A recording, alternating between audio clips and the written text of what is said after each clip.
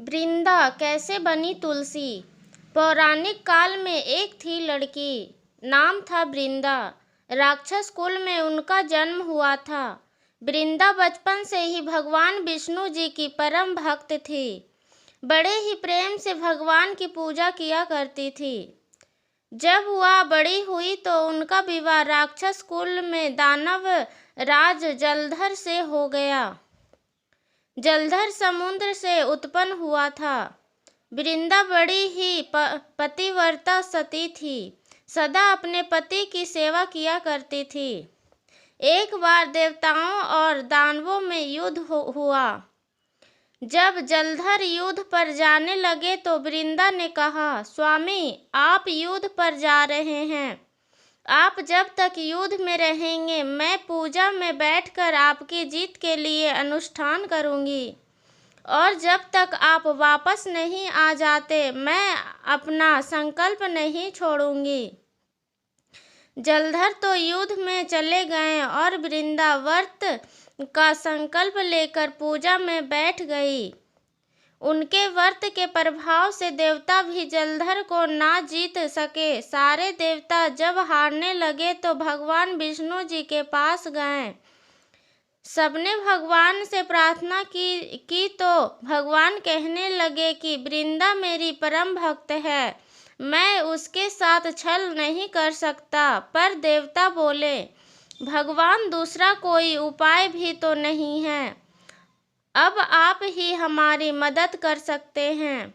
भगवान ने जलधर का ही रूप रखा और वृंदा के महल में पहुंच गए। जैसे ही वृंदा ने अपने पति को देखा वे तुरंत पूजा में से उठ गई और उनके चरण छू लिए। जैसे ही उनका संकल्प टूटा, युद्ध में देवताओं ने जलधर को मार दिया और उनका सिर काट कर अलग कर दिया।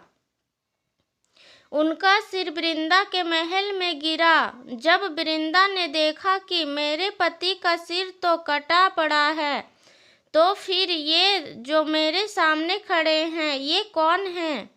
उन्होंने पूछा, आप कौन हैं जिसका स्पर्श मैंने किया है?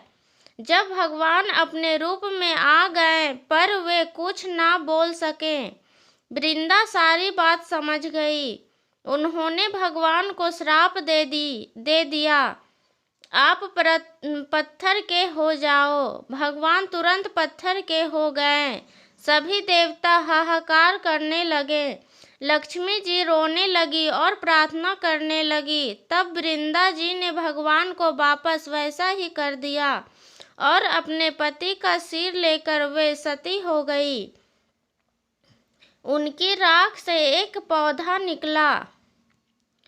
तब भगवान विष्णु ने कहा, आज से इनका नाम तुलसी है और मेरा एक रूप इस पत्थर के रूप में रहेगा, जिसे शालिग्राम के नाम से तुलसी जी के साथ ही पूजा जाएगा, और मैं बिना तुलसी जी के प्रसाद स्वीकार नहीं करूँगा।